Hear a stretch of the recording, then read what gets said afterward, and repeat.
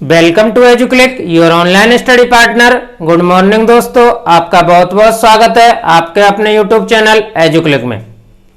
कल की क्लास में हमने आपका टेस्ट लिया था और उसमें आपको पता चल गया होगा कि हम कितनी पढ़ाई कर रहे हैं, यानी कि आपके राइट आंसर कितने थे और रॉन्ग कितने थे। ठीक है ना। तो यदि जिन बच्चों के ज्यादा गलत हैं क्वेश्चन तो उन्हें और ज्यादा अधिक पढ़ने की जरूरत है। ठीक है, ज्यादा मेहनत करें, वीडियो को ज्यादा से ज्यादा देखें। आज की क्लास में हम पढ़ेंगे चोल प्रशासन, चोल समाज, चोल कला और पल्लव वंश के बारे में। तो देखिए, बात करते हैं सबसे पहले चोल प्रशासन के बारे में। देखिए, चोल प्रशासन, चोल वंश में जो चोल प्रशासन था उसमें क्या था कि जो चोल प्रशासन था ये ग्राम पंचायत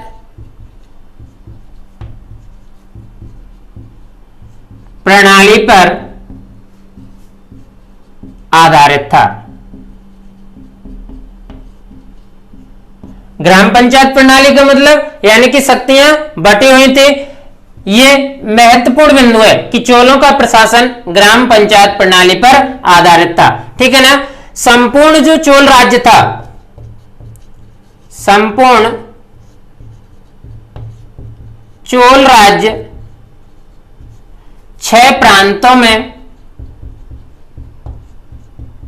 बटा हुआ था। ठीक है, ये जो 6 प्रांत थे इनको कहा जाता था मंडलम।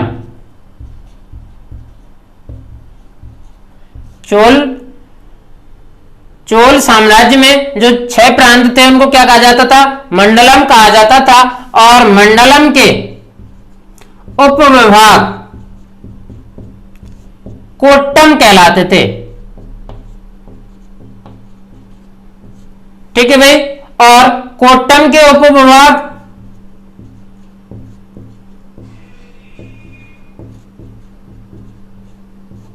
नाडु कहलाते थे। ठीक है, इस तरह से यह बटा हुआ था। नाडु की सभा को नाट्यर कहा जाता था और नगर की श्रेणियों को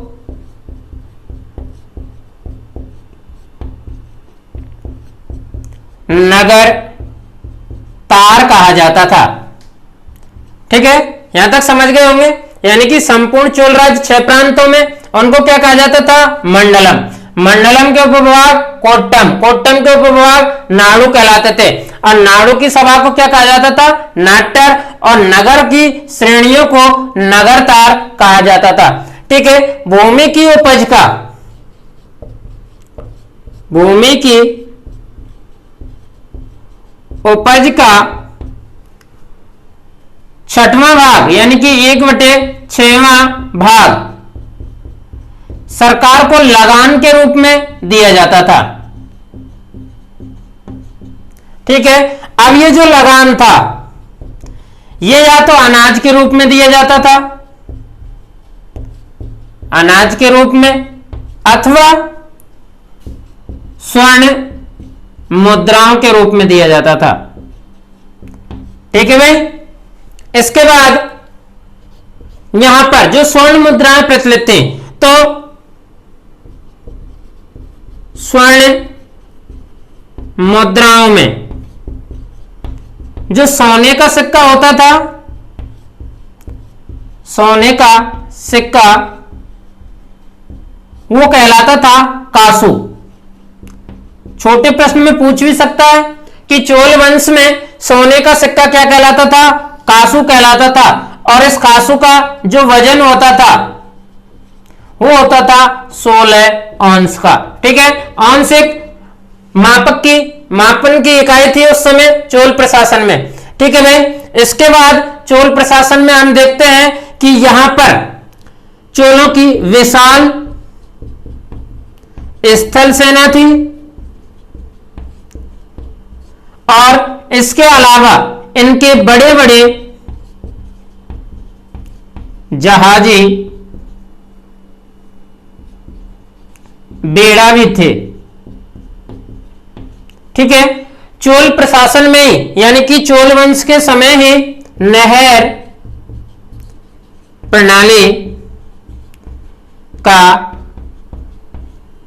प्रणाली का विकास हुआ, यानी कि सिंचाई के लिए नहरों का निर्माण किस समय हुआ? चोल वंश के समय हुआ था। तो यह रहा पूरा चोल प्रशासन। एक बार दोबारा देख लेते हैं कि जो संपूर्ण चोल प्रशासन था वो ग्राम पंचायत प्रणाली पर आधारित था, और ये जो चोल राज्य था ये 6 प्रांतों में बटा हुआ था। ठीक है, जो 6 प्रांत थे ये मंडलम कहलाते थे, और मंडलम के उपविभाग कहलाते थे कोट्टम। ठीक है, एक बार कंपटीशन में भी आ चुका है कि मंडलम, कोट्टम और नाडु किस वंश के प्रशासन के अंग थे? तो यह आंसर क्या होगा? चोल वंश के प्रशासन के अंग थे। ठीक है भाई, यहां नाडु की जो सभा थी वो क्या कहलाती थी? नाट्यर कहलाती थी, और नगर की श्रेणियों को नगरतार कहा जाता था। चोल प्रशासन में भूमि की जो उपज थी उसका 1/6वां भाग वहां के निवासियों को, सरकार को लगान के रूप में दिया जाता था। अब लगान में क्या देते थे कि लगान में या तो अनाज देते थे अथवा सोने की मुद्राएं दी जाते थे, और वहां चोल प्रशासन में जो सोने की जो मुद्राएं थी उनको कहा जाता था कासू, अथवा ये भी कह सकते हैं कि चोल प्रशासन में या चोल वंश में सोने का सिक्का क्या कहलाता था? कासू कहलाता था, और इसका वजन कितना होता था? 16 औंस होता था। ठीक है, चोल प्रशासन में चोल वंश के राजाओं के पास में विशाल स्थल सेना थी और बड़े बड़े जहाजी बेड़ा भी थे। इन्होंने यानी कि चोल वंश के राजाओं ने सिंचाई प्रणाली को विकसित करने के लिए नहर प्रणाली का विकास किया था। यहां तक आपको समझ में आ गया होगा। ठीक है, इससे आगे चलते हैं हम चोल कला के बारे में। ठीक है, अब देखिए चोल कला।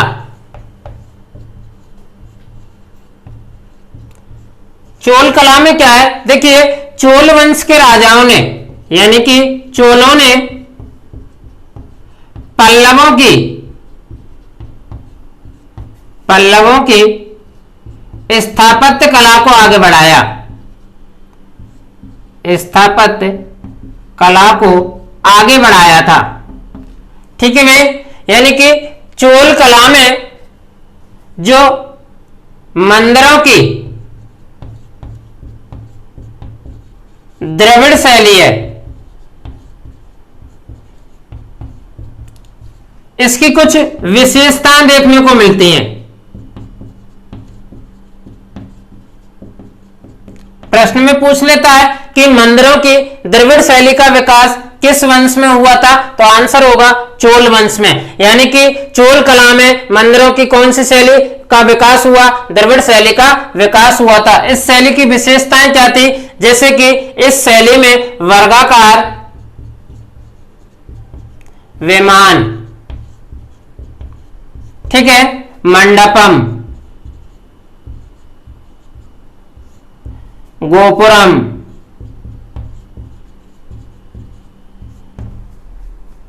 सजावटी फर्श, संयुक्त स्तंभ तथा वृहद सदन इस शैली की प्रमुख विशेषताएं थी।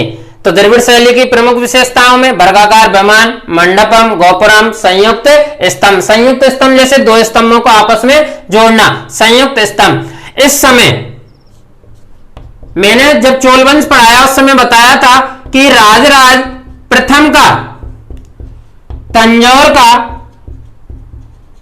जो शिव मंदिर है, शिव मंदिर, जिसका दूसरा नाम क्या है? राजेश्वर मंदिर अथवा वृहदेश्वर मंदिर भी कहा जाता है। तो ये द्रविड़ शैली का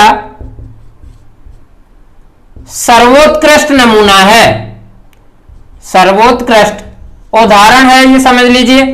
ठीक है ना? तो द्रविड़ शैली का सबसे उच्च किस्म का उदाहरण या सर्वोत्कृष्ट उदाहरण कौन सा मंदिर है? तो राजराज प्रथम जो चोल वंश का राजा हुआ था, उसने तंजौर में एक शिव मंदिर का निर्माण करवाया जिसका दूसरा नाम है राजराजेश्वर मंदिर या बृहदेश्वर मंदिर। ठीक है, इन्होंने सिंचाई की बड़ी बड़ी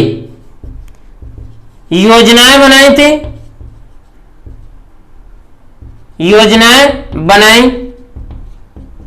और नहर प्रणाली का भी विकास किया था। इसके अलावा यहां पर नटराज शिव की कांसे की मूर्ति भी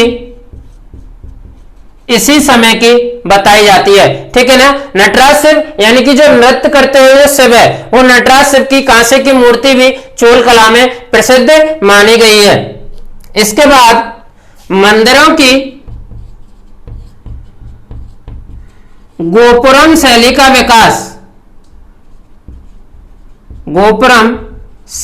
विकास इसी समय हुआ था।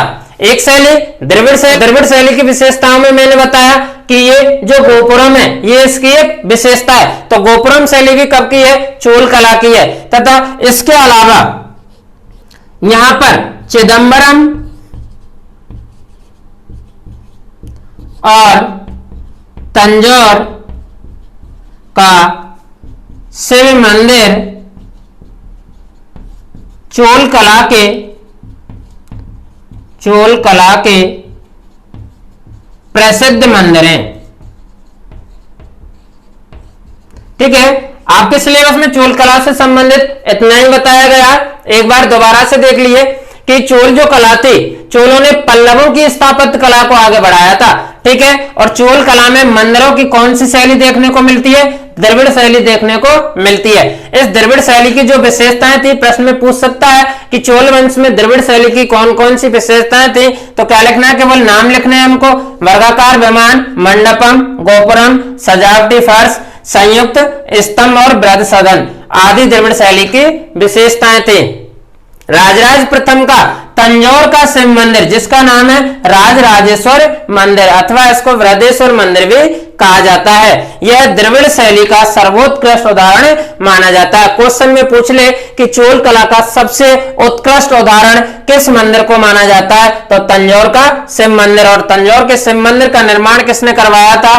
राजराज प्रथम ने। ठीक है, इन्होंने सिंचाई की बड़ी बड़ी योजनाएं बनाई, यानी नहर प्रणाली का विकास कब हुआ था? चोल वंश के समय में हुआ था। नटराज शिव की कांसे की जो मूर्ति है वो ऐसी युग की मानी गई है और मंदिरों की गोपुरम शैली का विकास भी चोल कला के समय ही यानी चोल वंश के समय ही हुआ था। चिदंबरम और तंजौर का शिव मंदिर चोल कला के प्रसिद्ध मंदिर हैं। तो ये हुई चोल वंश से संबंधित चोल कला। अब हम पढ़ेंगे चोल समाज के बारे में। ठीक है, यहां तक समझ में आ गया होगा। अब देखिए चोल समाज। चोल समाज में आपके सिलेबस में थोड़ा सा बताया गया है कि चोलवंशी जो राजा थे, चोलवंशी राजा शैव धर्मानुयायी थे। शैव धर्मानुयायी का मतलब क्या है कि देखिए, एक तो होता है वैष्णव अनुयायी। ये वैष्णव अनुयायी जो होते हैं ये भगवान विष्णु की पूजा करते हैं। ठीक है, और जो शैव अनुयायी होते हैं ना ये भगवान शिव की आराधना करते हैं। तो चोल वंश के जो राजा थे वो कौन से भगवान की आराधना करते थे? शिव भगवान की आराधना करते थे, यानी कि इसलिए इनको शैव धर्मानुयायी कहा गया है। ठीक है, इस वंश में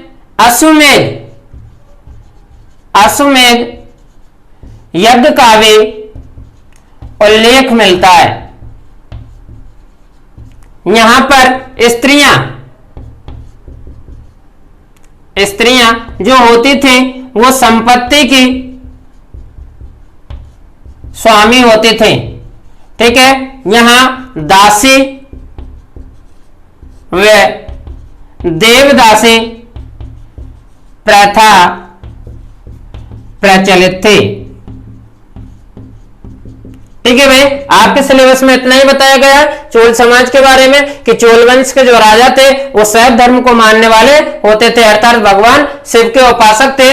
इस वंश के राजाओं ने अश्वमेध यज्ञ भी किया था। ठीक है, इसका उल्लेख भी मिलता है। और संपत्ति की जो अधिकारी या स्वामी होती थी वो कौन होती थी? स्त्रियां होती थी। यहाँ पर दो प्रथाएं, दासी और देवदासी प्रथा भी प्रचलित थी। तो ये चोल समाज समझ में आ गया। इसके आगे पढ़ते हैं हम पल्लव वंश के बारे में। ठीक है, देखिए अगला नया वंश है पल्लव वंश, महत्वपूर्ण वंश है।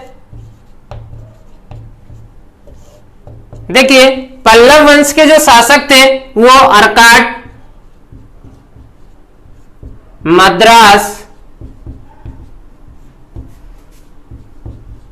तिरुचिनापल्ली वे तंजौर के आधुनिक जिलों पर अपना साम्राज्य करते थे। ठीक है, पल्लव वंश के जो प्रथम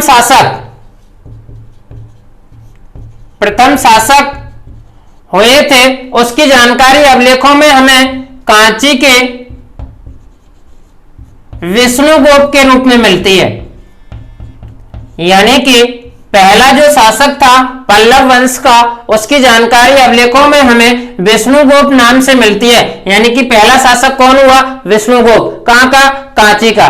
ठीक है, इसके प्रमुख शासकों में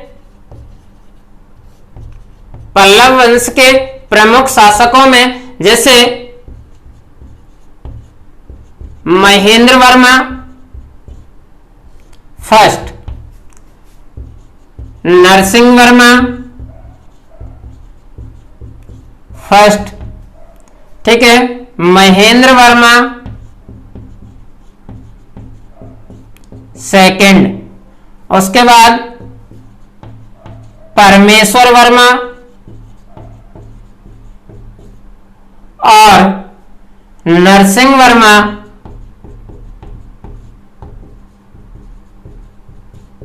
सेकंड आदि के बारे में जानकारी मिलती है। यानी कि पल्लव वंश के ये प्रमुख राजा थे। अब बात आए महेंद्र वर्मा फर्स्ट, यानी कि ये जो महेंद्र वर्मा फर्स्ट पल्लव वंश का जो शासक था ये एक महान वास्तु निर्माता था। यानी कि इसने क्या किया कि पत्थरों को तराश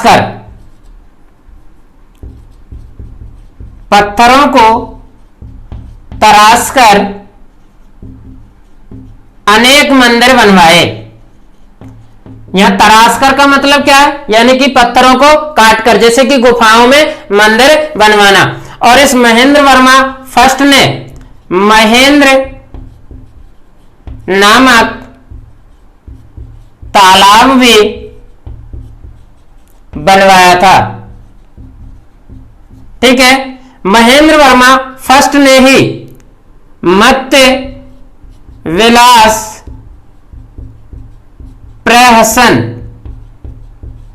नामक नाटक भी लिखा था। एक नंबर के क्वेश्चन में पूछ लेता है मत्स्य विलास प्रहसन के लेखक कौन है? तो पल्लव नरेश कौन? महेंद्र वर्मा फर्स्ट। ठीक है, लेकिन इस महेंद्र वर्मा को चालुक्य शासक पुलकेशिन सेकंड, यानी कि पुलकेशिन द्वितीय चालुक्य जो शासक होता है ये इस महेंद्र वर्मा को हरा देता है। ठीक है, पराजित करता है। इसके बाद में महेंद्र वर्मा का पुत्र और उत्तराधिकारी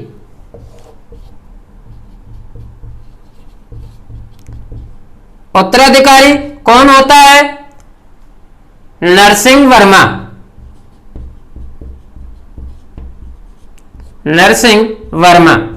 और ये नरसिंह वर्मा क्या करता है? इस पुलकेशिन द्वितीय को पराजित करता है, यानी कि हरा देता है।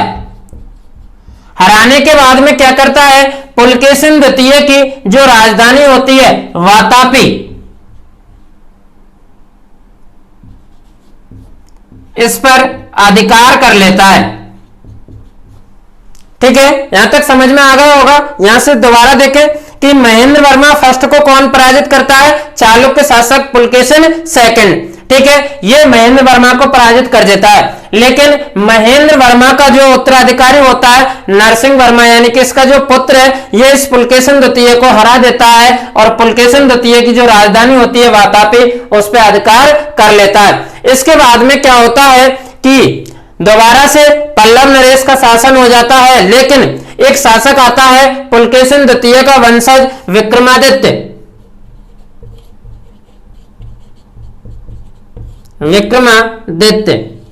यह जो विक्रमादित्य होता है, यह चालुक्य शासक पुलकेशिन द्वितीय का वंशज होता है और यह क्या करता है, परमेश्वर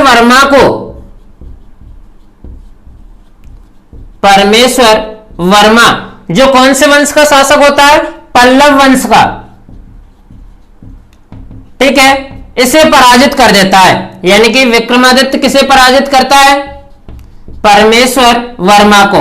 और पराजित करने के बाद में परमेश्वर वर्मा की जो राजधानी होती है कांची, इस पे अपना क्या कर लेता है, अधिकार कर लेता है।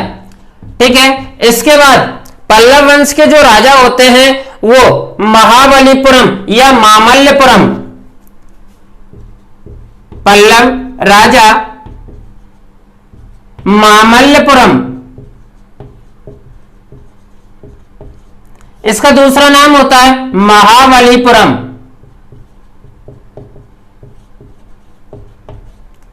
नगर की स्थापना करते हैं और यहां यानी कि इस महाबलीपुरम में 5